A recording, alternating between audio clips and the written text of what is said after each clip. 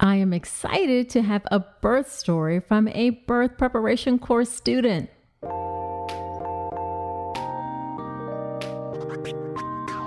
Welcome to the All About Pregnancy and Birth podcast. I'm Dr. Nicole Calloway Rankins, a board-certified OBGYN who's been in practice for nearly 15 years. I've had the privilege of helping over 1,000 babies into this world, and I'm here to help you be calm, confident, and empowered to have a beautiful pregnancy and birth. Quick note, this podcast is for educational purposes only and is not a substitute for medical advice. Check out the full disclaimer at drnicolerankins.com/disclaimer. Now let's get to it. Hello. Welcome to another episode of the podcast. This is episode number 113. Thank you for being here and spending a bit of your time with me today. I am super excited to have a birth story episode for you from a student in my online childbirth education class, the birth preparation course. Elvira joins us today to share her story of her beautiful unmedicated birth. Elvira was born in Venezuela, but she recently became a U.S. citizen. She's been married for 5 years, and in addition to their baby, she and her husband have 3 dogs and a cat. She went to Texas A&M where she studied zoology and ended up staying in College Station. Elvira loves to help other expectant and new moms and also loves being a part of her community. She had an amazing story for her unmedicated birth, and she shares all the details with us, including how she dilated 5 centimeters in less than an hour, how her labor nurse was a huge help, and actually the second one was a bit better than the first one. She'll share about that. She talks about how she ended up actually choosing to get an episiotomy, some of the struggles she had with breastfeeding, as well as how she, her husband, and her baby got COVID after birth. And I'll say up front, spoiler alert, they all ended up being fine. Now, even though things didn't go exactly as planned, she still had a beautiful birth and was very happy about her experience. There are so many wonderful moments and lessons in her story, and I know that you're going to enjoy it. Now, before we get into the episode, let's do a quick listener shout out. This is from Miss Shinsato, and the title of the review says, incredibly informative, and I shortened it just a bit. And the review says, I'm pregnant for the first time and wanted an easy way to get information about pregnancy and birth. Dr. Rankins is so informative when she has her topic-specific episodes. I love how she stays neutral and gives you all the options or things that could happen. The guests are informative and give a wealth of information, whether it is an expert in their field or a birthing person or partner giving their experience with birth.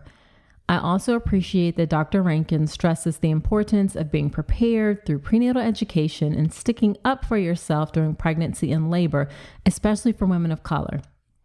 I always finish listening to episodes feeling empowered.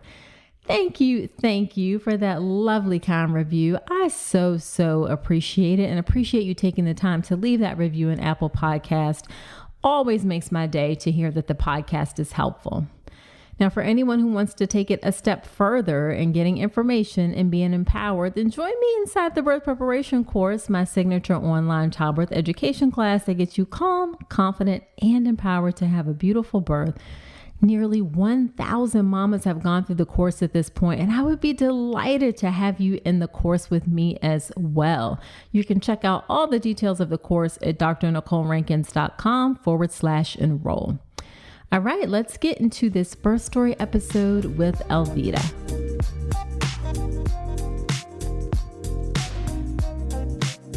All right, well, thank you so much, Elvira, for agreeing to come onto the podcast. I'm really excited to have you here. Of course, I'm so glad to be here as well. Yeah, so why don't you tell us a bit about yourself and your family? Okay, so I live in the Bryan-College Station area, and I stayed after I went to Texas A&M. My husband and I, we just fell in love with the community, and we love being part of it. We've been married for 5 years next weekend. Well, happy early anniversary. Thank you. We're very excited. We have 3 dogs and a cat, and our little one is almost 4 months. Oh, nice. And so why don't we just hop right into your story? Why don't we start off, though, in order to understand what the birth is like, we first have to understand what the pregnancy and prenatal care was like. So I'm curious about the care you received during your pregnancy, how you felt about that, and then how that changed because of COVID. Yeah. So we found out we were trying. So, I was super excited. And we found out very early on, I was like 4 weeks pregnant. Oh, wow. Yeah. And about a month later, I started bleeding after being with my husband, and I wouldn't stop bleeding. And my OB told me that it might be implantation bleeding. And so I had to take progesterone as a precaution. Huh. And he diagnosed me with a threatened miscarriage, and I had to take that for 2 months. So, I was taking my regular vitamins, and then I was taking that. And I don't know if this is true, but I felt like the progesterone just made my morning sickness like so much worse. It can, yeah. Okay. But yeah, no, that was the only thing. After that, everything was smooth sailing. Just had my normal, new mom, new pregnancy questions. Gotcha. I wouldn't say that it was an easy pregnancy because I don't like saying pregnancy is easy. I had an uncomplicated pregnancy, because even the most uncomplicated pregnancies, there's so much work. I feel like my body was constantly working, and so, yeah. It definitely changed. Like, I love the way that you say that, that even if it's, uncomplicated, it's not necessarily easy. There are a lot of changes and things that happen in your body, like mentally, all of those Oh, things. exactly. So that makes perfect sense. Yeah, and then due to COVID, I got pregnant like in March, so it was like right at the beginning, and then around June, my appointments changed a little bit. Mm-hmm. I was lucky; the office never closed, so I got to go in all my appointments. But my husband just wasn't allowed to go with me unless it was an ultrasound appointment. Got it. Did he find that frustrating, or did he have trouble connecting with your pregnancy as a result? No, I don't think so. I think he really just liked, honestly, just going to the ultrasound once only. So, No shame in that at all. And were you happy with the care that you received from your doctor? oh yes, he was great. He was recommended by a couple of friends, but on the very first visit, I took the questionnaire from your course. Oh, nice. And we sat down and I just asked him all the questions, and so it was like a mini interview from both sides, and it seemed like we were compatible. So Gotcha. that was really nice. Gotcha. Yeah. And you didn't feel any pushback or anything when you were asking questions? No, as a matter of fact, I remember I said, "What about pushing position?" And he said, "You get in whatever position, I'll catch the baby." And I said, "Okay." Well, that's always good to hear. I know there are like some problems and issues with the way that we care for pregnant folks, but there are some good doctors out there. Yes, for sure. I feel lucky. Yeah. So what kinds of things did you do to prepare for your birth? Yeah, I was given several books by friends, and then the hospital also sent me a couple books that I just kind of read here and there. But really, I read Breastfeeding Made Simple, which was recommended in this podcast, and that was, oh my gosh, so much help for sure. I actually read that several times, and even after I had the baby, I opened the book and I was like, okay. But due to COVID, I couldn't do any in-person class, which was kind of frustrating. But luckily, I found your course, and that was phenomenal. Oh, thank you. I'm glad. I feel like I didn't necessarily know when you signed up that you took my course. You know what? I did because your name, I was like, I know this name, but then you didn't say like in the thing that you took the course. So I was like, do I ask? Do I not ask? So thank you for clarifying that for me. Yay. I'm delighted that you found the course helpful. I think when I applied, I had just given birth, so I'm sure my brain was, No, it's totally fine. But yeah, so talking about your course, one of the things, and probably this is how you remember my name, was that your Facebook live videos were, oh my gosh. Every week I was just waiting for it. I had my questions. I know sometimes I was like, am I asking too many questions? But I was like, you know what? No. And that's one of the favorite parts about like being in the Facebook group every week to kind of answer questions. I love it. So I'm glad you took advantage of that resource. Oh, yes. So, it was so nice because in between my appointments, it's like I had another OB, like I could, get a second opinion from you, or if I had a weird symptom, it just helped me enjoy and not have to worry, just enjoy more of my pregnancy. So I'm so grateful for that resource for sure. Oh, thank you. Thank you. And if I recall correctly, you also answer other people's questions and pop in and chime in, I which I try. always appreciate. Yeah. Well, thank you. Y'all, I didn't pay her to say that. I swear I didn't. All right. So what other things did you do other than, you said you read books and my course? I mean, that's plenty, but did you do anything else? Oh, yes. So the podcast, I did not miss that either. It was like religiously every Tuesday. I was like, let's do it,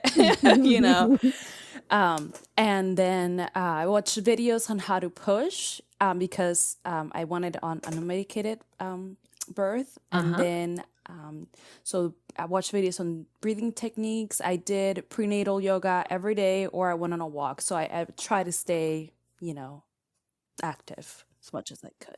Oh, nice. That's really important to stay active. Did you just do it with like YouTube videos and things like that? Yes, and actually, I did the one you recommended as well. Oh, Sarah Beth yoga. Yes, yes. Yeah, she has a nice prenatal, and I'm not affiliated with her in any way. She just has nice videos that are in a whole prenatal series. So I'm a yoga junkie myself. So it was nice. Yeah. So what are some of the things that you wanted for your birth? And let me back up and say, I'm impressed with your preparation. Like you took this very seriously. Do you feel like was it like overwhelming, like the amount of time? Because I worry sometimes that people think like it can be a whole lot that you have to prepare constantly. Do you feel like you were just constantly looking at stuff because you wanted to, or you had to, or was it like, you were doing things that wasn't like overwhelming? Yeah, no, for sure. So like I said, the books, some of them were overwhelming. They were big and they had everything about everything. So I just kind of stood back and I said, I'm going to trust my body. I'm going to, so yes, I read, but I just kind of trusted everything was going well. So I don't feel, I didn't overwhelm myself. Gotcha. And I think that's the great way to approach it. Like you picked what you needed and what felt right for you. And then the rest you're like, okay. Yeah, right. Because I realized I'm not going to know everything, so. So what were some things you wanted for your birth? You said you wanted it to be unmedicated. Is there anything else that you wanted? Yeah, so really just unmedicated with minimal interventions, and my doctor knew that and he was very supportive of that. And then, I learned that birth is unpredictable. So I was open to whatever needed to be done if it was necessary. Because at the end of the day, I just wanted a healthy baby. But I did want to do like the music and the lights, the essential oils. I wanted to get in the tub and the birth wall, but I didn't get to do any of that. Yeah, I was going to say, we'll talk about how things went a little bit different. And not in a bad way, but just different than what you might have expected. Yeah. So why don't we just go ahead and hop into that? What was your labor and birth like? How did labor start for you? Okay, so I was 38 weeks, and the day before, my OB had checked me, and he said I was 1 centimeter dilated, and I was scared to get checked, but I pushed it until 38 weeks, and he said, no, we're checking you now. So he was very gentle, though. It didn't hurt. I didn't have any issues at all. Good. Yeah, it was great. And then that day, I went on a 30-minute walk, and I cooked for hours. I don't know why I did this, but I did that. And so the next day, I woke up like usual around like 10 in the morning, took a shower and just got ready. But I started feeling like period cramps. That's what it felt like. Okay. That would just come and go. And so, but, I was like, whatever. This is, I was told that it would feel like tightening in my abdomen. And so since I didn't feel that, I was like, I don't know, I'm fine. It's fine. Right. So I was cleaning the house still because I don't know. I just wanted to clean the house. And I actually have a Ring camera.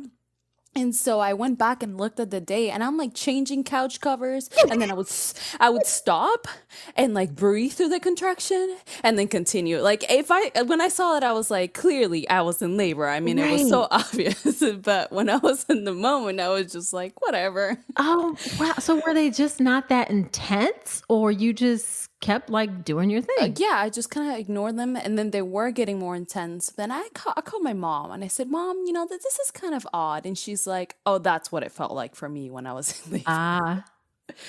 So then I called the OB's office, and the nurse was like, are you sure you're not in labor? And I said, well, I've never been in labor, so I don't know. But so she asked me to count for an hour every time I got my cramps and how long they lasted, how far apart they were. And so I said, okay, I had my little app, and during that hour, I actually got in the tub.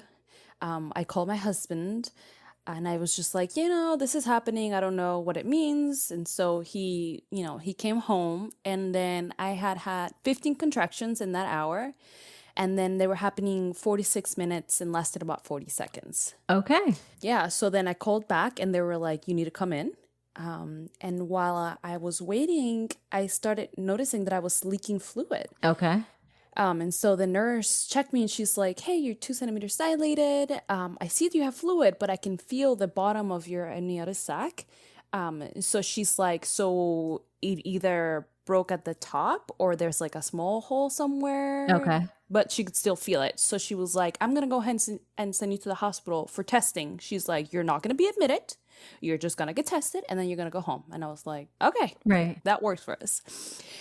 So the hospital was 10 minutes from the office. And then it took us like 20 to 30 minutes for the nurse to get admitted, all that good stuff. Right. And she's like, I'm just going to take a sample, and then I'm going to check you. So then she took a sample. And then, during that time, I was still doing my breathing. I was still, they were getting more and more intense. I remember she asked me, what is your pain level? And I was like, like a 6 or 7, right. It's getting there. And then all of a sudden, after she checked me, she was like, you're 7 centimeters dilated. You're not going anywhere. Okay. And I couldn't believe it, Dr. Rankins. What did you feel in that moment? I remember I was hazy. Like, I was like, oh, maybe I didn't understand her. So I asked her, I said, excuse me, like, can you repeat that again? And she's like, yeah, you're 7 centimeters. You're not going home. You're having a baby today. I was like, oh, okay. Wow. And was your husband allowed to be with you? Was he with you? Yes, he was. Luckily, he was. Okay. Yeah. So, yeah, I dilated 5 centimeters in less than an hour. And I was like, oh, my gosh. Wow. Yeah. So they didn't let him leave, though. That's the thing, because of COVID and because how fast I was going. So, but we had left everything, the bags and everything, I think in the car. So, and they wouldn't even let you go to the car? No, because they said you might have this baby and he might be in the car by the time, he get back in here. Then, so yeah, they didn't let him leave. Oh my gosh. Yeah. So, so then my OB happened to be there because he had another birth.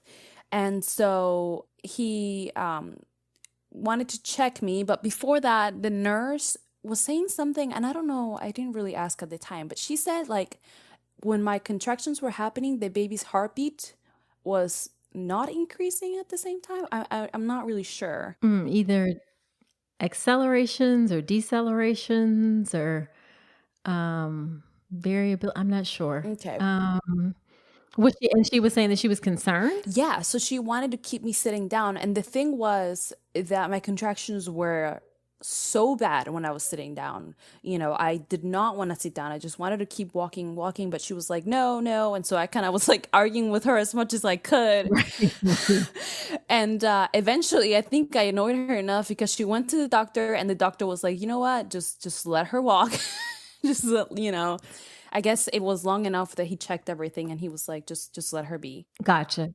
Sometimes during contractions, because essentially it's squeezing the baby, the heart rate may drop a bit. So maybe that's why she wanted to monitor things. But that's great that even in the midst of while you're having contractions, you were still able to be like, no, I need you to let me get up and walk. Was that frustrating? I honestly I was probably like, what the heck, lady? Because I was in so much pain. I was like, let me get up.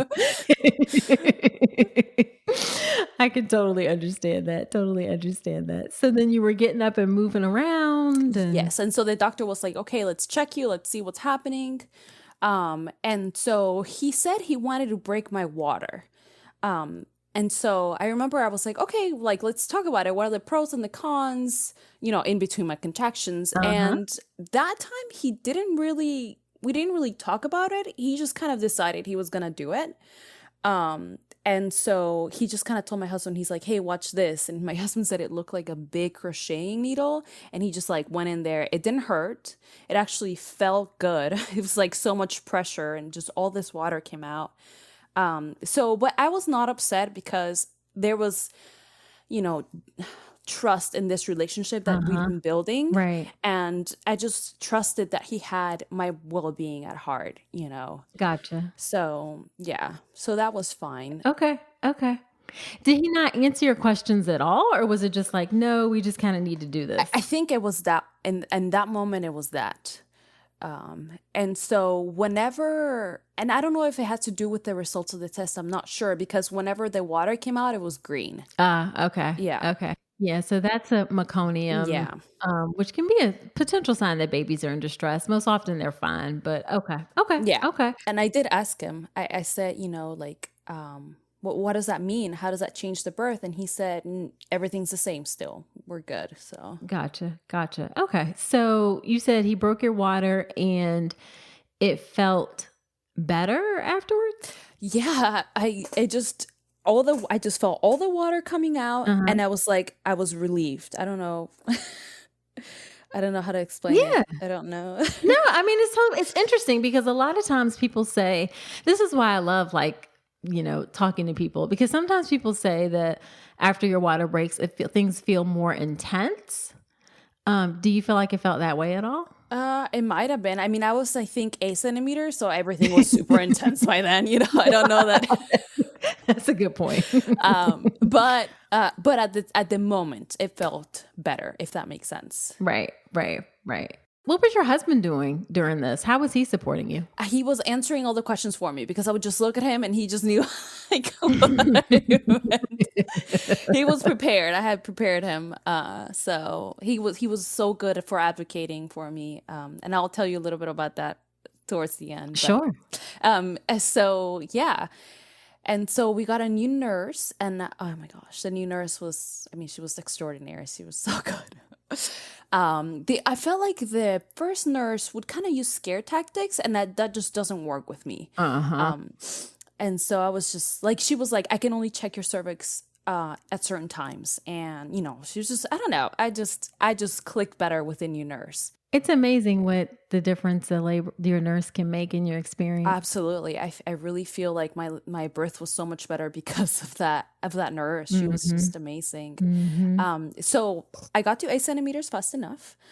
But then everything kind of slowed down a little. Not the intensity of my contractions, but just, you know, the dilation. And so I was walking around. My husband, he kept massaging my lower back, which was so helpful, you know. So like I would walk. And then when my contractions came, I would like put my hands against the wall and he would massage my lower back. And so I kept doing that and I kept going, oh my gosh, like when do I push? You know, this is so intense. But I wasn't dilating fast enough. So the nurse said, get on all fours and rock your hips from side to side to help with the dilation.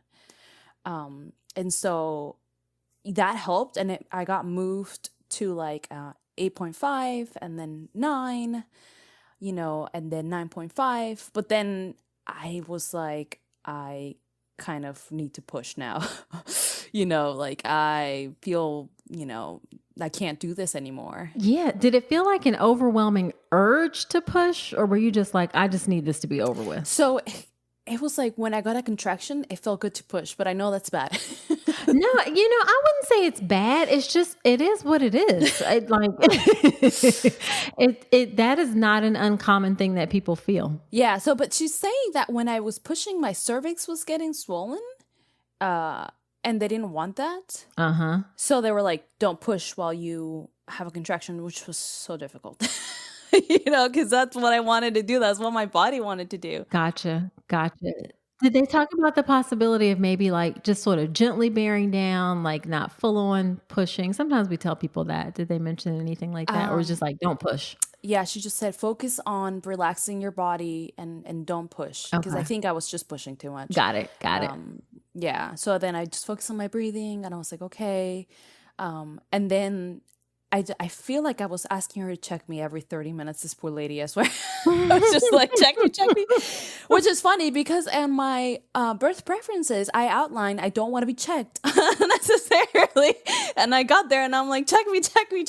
So things can change. Yeah. Yeah. So it was like 9.5. And I said, I need to push. Like, I can't. And so she went to talk to the doctor, and I don't know what all the doctor told her, but she came back and she said, okay, lay down. And I'm going to have you, she said, I'm going to have you push. And I think she was doing like a perineum massage while I pushed. Okay. During a contraction. So she'd be like, here comes a contraction, push. And then she would like, I just felt like a lot of pressure, you know. Uh-huh. But I got to push, so I was happy. Right, right. And so I think she dilated me manually to 10. Uh-huh. And so then the doctor came in. He had like a bunch of trays, a bunch of different tools. Like it was just, everything was happening so quickly. And he was like, are you ready? And I said, yes, like I want to push. I'm ready for this. And I should say, it's not unusual. Like sometimes we do stretch the cervix like right at the end, especially for somebody who's having a unmedicated birth and they're ready to push. Like you can just kind of move the cervix back around the baby's head. So that's not like completely unusual. Okay. Yeah. Yeah, I was just grateful for it. I was like, whatever you're doing, just so then he gave me instructions on how to push, which was helpful, and he involved my husband in it, which was really nice. So my husband's job was to count down from 10. Uh-huh. And so when a contraction came, I had to push as hard as I could for those 10 seconds. And it was just very exciting. You know, I just felt very supported and like I was being cheered on. I mean, I'm sure at the moment I was like, oh my God, this hurts like so bad. But I just remember feeling that, you know, that support, which was so nice, you know. It's also important. I mean, it's really important to like help in those last moments to really support the birthing person. So that's nice that you were having that experience. Oh, yes, for sure. Yeah. And then I kept pushing, and he said, I remember he looked down and he was like shaking his head, and he said, the baby's head is too big.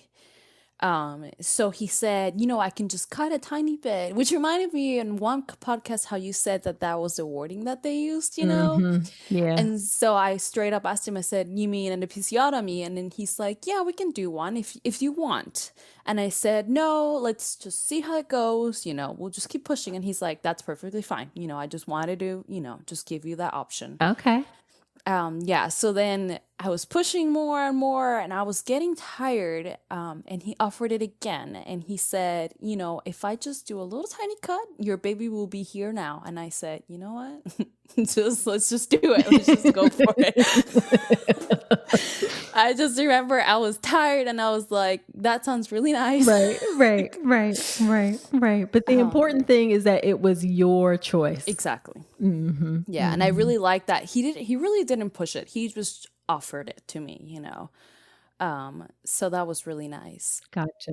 Did he numb up the area first? No, he did not. He just did it. And it was like, let's push and let's do it. Let's just get it over with. And I was like, okay. Okay. Did you feel it? I can't really remember because I had to push immediately. And I remember I was like, I don't want to push anymore. And everybody was like, no, you need to keep pushing. I was like, okay. So it all happened very quickly. So after he cut it, then how quickly did the baby come? Oh, like within minutes he was out. Like it was quick. Got it. Quick. Yeah. And then the baby came out very blue. And then the nurse just started suctioning him. You know, everybody kind of was moving around. Mm-hmm. But I remember, I don't know why, I was looking at the doctor and I was looking at the nurses, and I was kind of seeing their facial expressions, and they seemed like totally fine and calm. So I was like, everything's fine. You know, there's no need to worry. Like, got it. I don't know. I just kind of was looking for them going, and then stress, you know? Right. And he was right on your chest? Yeah, like within a minute, they gave him right to me on my chest because I wanted to do that. And then they did delay cord clamping as well. My husband got to cut the cord, which was nice. Yeah. And then during this time, he took the placenta out, and then he gave me the local anesthesia for the stitches. And I'm sure it was hurting me, but I was just staring at that little guy and just Yeah. everything just kind of, faded in the background. So, Yeah. Yeah. Yeah. So did he stay with you? Did they not, even though he came out blue, which babies sometimes come out blue, that takes them a little bit of time to transition. Did they take him to the warmer or anything to stimulate him, or they just waited and kind of like let him perk up? yeah, they suctioned him and then they just kind of looked at him. Mhm. And then I remember a nurse came by and she was wanting to take him. And I was like, oh, has it been an hour? Like, I want my hour, Right, right. And then she's like, it's been 2 hours. So I was like, okay.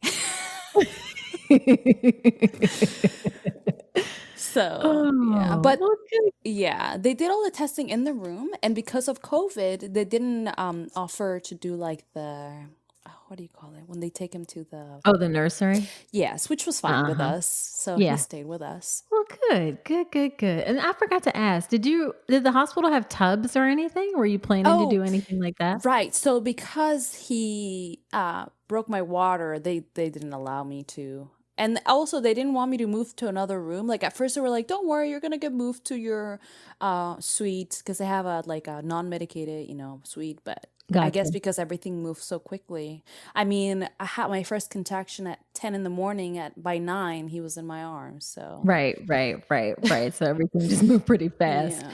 And then, so you didn't have, what were some other things? I know you said you had planned to have lights, was it? And, Yes, I brought a bunch of lights, uh-huh. essential oils, Right. had music, and like, but you know what? In the moment, everything was so intense that I don't think I would have even wanted any of it Gotcha.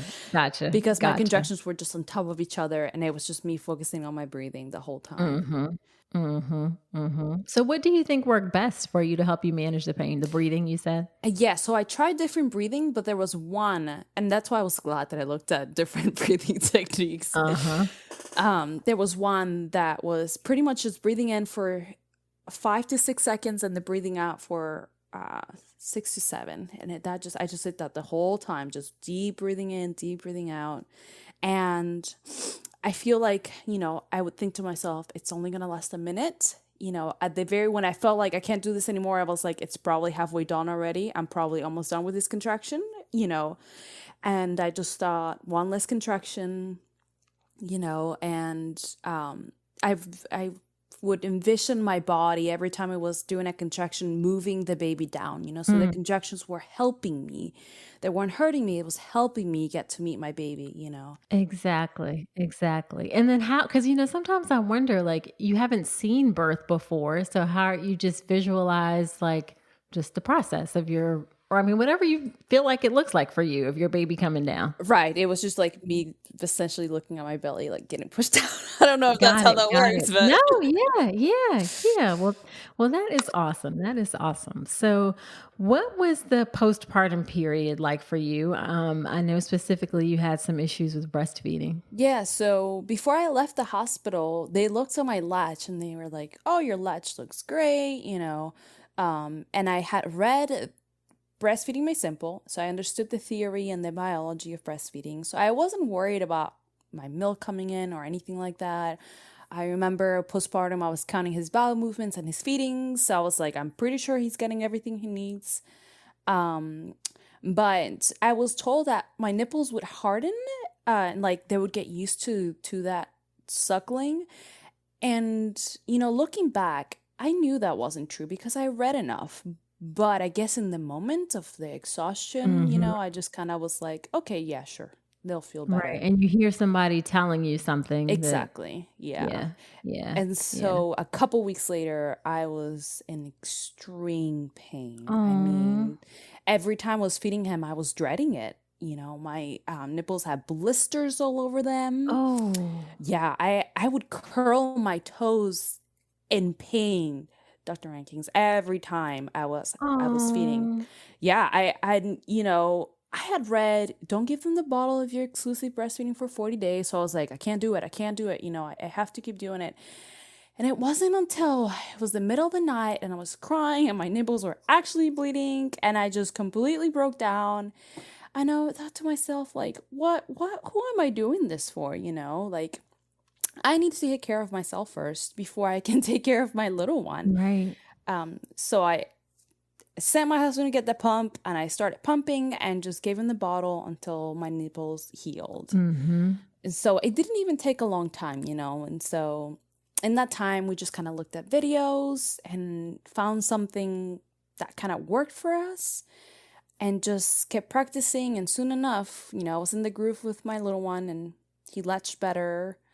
And the bigger they are, the better they are holding their head and Right. more control, and their mouths are bigger too. So yeah, but until then, it was a struggle. That is a lot.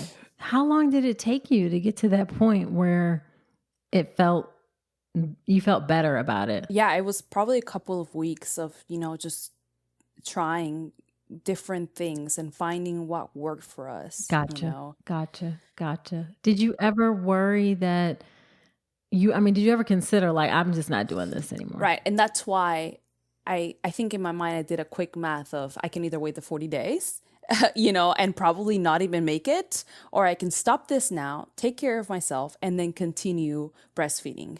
So, because I was getting close to being like, and it was very important to me to breastfeed him, for me at least, it was something that I really wanted to do. Sure.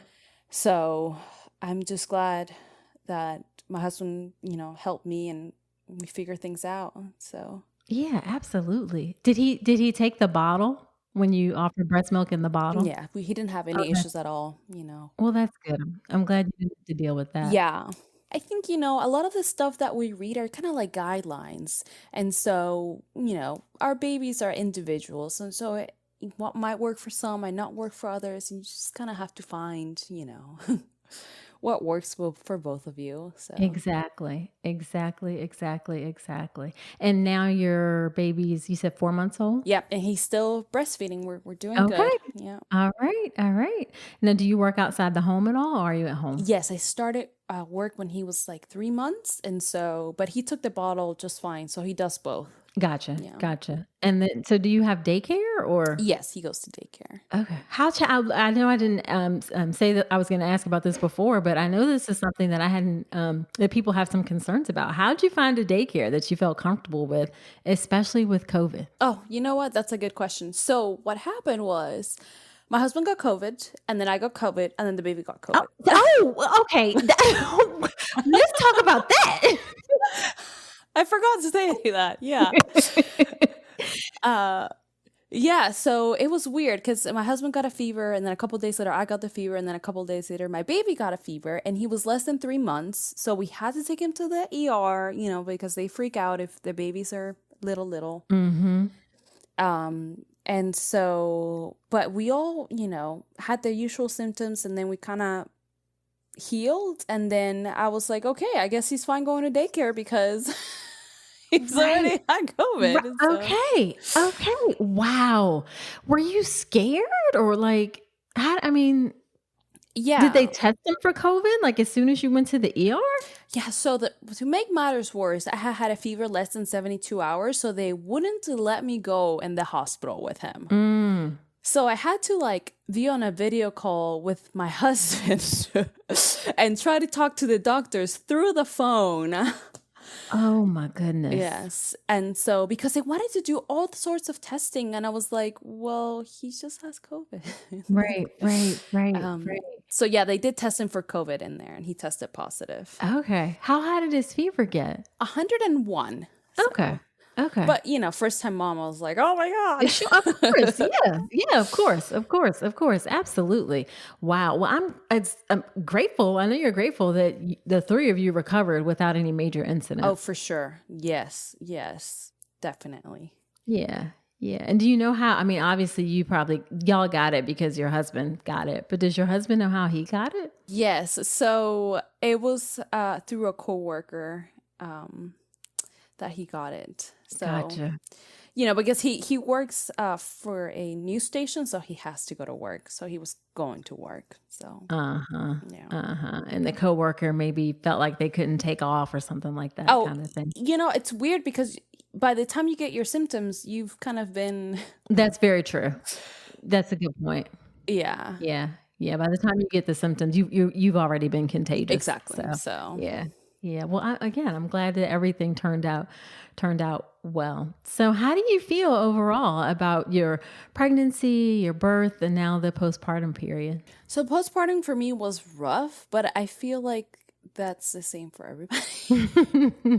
There's no way to prepare for that. I feel like, you can read all day long, but to experience it is,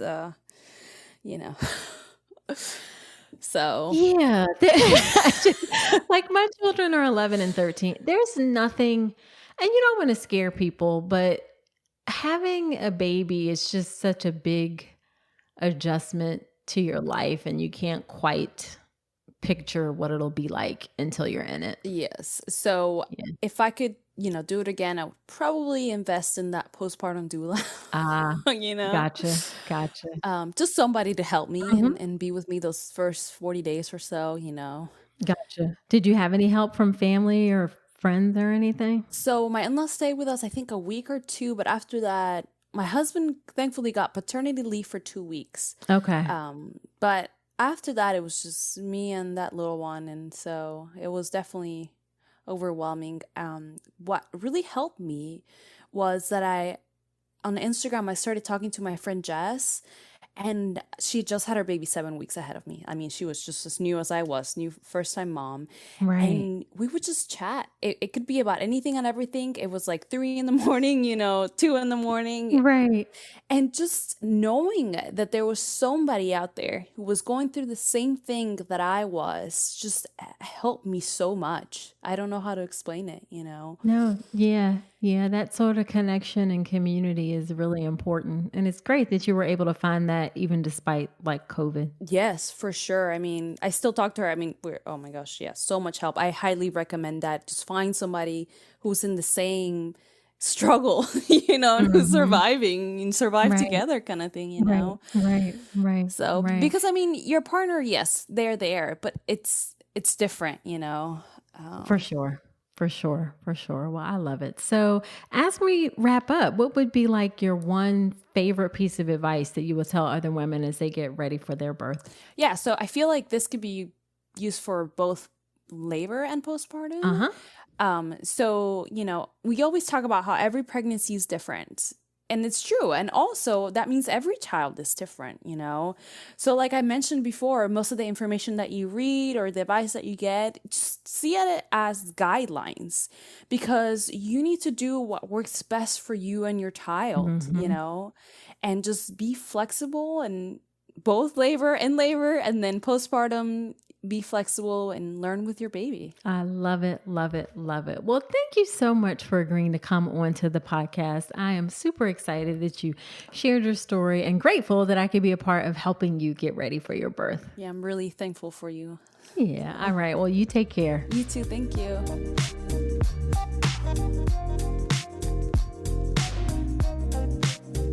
All right. Wasn't that a lovely episode? I'm so glad that her birth turned out to be a beautiful experience for her. And I am grateful that I was able to play a part in helping her get there. Now, after every episode where I have a guest on, I do something called Nicoles Notes, where I do my top 3 or 4 takeaways from the episode. And here are my Nicoles Notes from my conversation with Elvira. Number 1 is you need childbirth education. I used to not be as insistent about this, but the more I practice, the longer that I've been doing this, the more stories and feedback that I get from people about their experiences giving birth. It's just really necessary. You'll feel so much better when you're informed and you understand what's going on. That's even if you have a team that you trust. So childbirth education is a must. There are lots of options out there. So do your homework and find an option that works best for you. Number 2, just a reminder that birth is unpredictable. As you heard from Elvira's story, a lot of it didn't go exactly how she anticipated, even though it ended up going well. She got to 7 centimeters pretty quickly, faster than she thought she would. She didn't have the things like the lights and the aromatherapy she was hoping for because, a little bit of difficulty getting back out to the car, things like that. Also, she initially thought in her birth wishes that she did not want to be checked. And then when she got in the moment, she was like, no, I want to be checked. I want to know what's going on. So just know that birth is an unpredictable process, and it's really important that you know that. And when you have that information and you're informed about things, then you can make decisions that work best for you in the moment, and you can go with the flow of the birth process to have the experience that ultimately you are happy with. All right, where are we at? 3. You should be able to move during labor. So unless there's a concern about the baby's heart rate, and even then we have options where we can, as long as we can keep the baby on the monitor, you should be able to move during labor, whether it's like sitting on a birthing ball, moving inside the room. And if you have an unmedicated birth, we actually encourage you to move. So you really should be able to move during labor. If this is something that you want to have an unmedicated birth, definitely ask ahead of time whether or not the hospital supports you being able to move, because that's really, really important and can help a lot in your birth. You don't have to move. Like, some people don't necessarily want to move, but if you want to be able to move, you should be able to. And then the final thing I'll say, and I go back and forth on things like this because I don't want to, it's not my role to judge someone's birth story at all. I do want to say that in general, the fact that her doctor broke her water without her explicit consent, that's not cool. So even though her doctor was great, doing that is not appropriate. And I'm not saying like that she should be upset or anything like that, or that her doctor is necessarily a bad person. Obviously, I wasn't there in the circumstance, but in general, things like that just should not happen. It's something that happens too frequently within our system, and it just needs to stop, period. All right. So there you have it. Be sure to subscribe to the podcast in Apple Podcast or wherever you listen to podcasts. And I really love it if you leave a review in Apple Podcast. I do shout outs from those reviews from time to time. I love to hear what you say about the show. And it also helps other women to find the show when you leave those reviews in Apple Podcast in particular. So I so appreciate it. Also, check out all the details of the birth preparation course. I would love to have you inside the course to help you get calm, confident, and empowered for your hospital birth. Check out all the details of the course at drnicolerankins.com/enroll. So that is it for this episode. Do come on back next week. And until then, I wish you a beautiful pregnancy and birth. Thanks so much for listening to this episode of the All About Pregnancy and Birth podcast. Head to my website, drnicolerankins.com, to get even more great information, including free downloadable resources on how to manage pain in labor and warning signs to look out for after birth. You'll also find information on my free online class on how to make a birth plan that works, as well as everything you need to know about my signature online childbirth education class, the Birth Preparation Course. Again, that's drnicolerankins.com, and I will see you next week.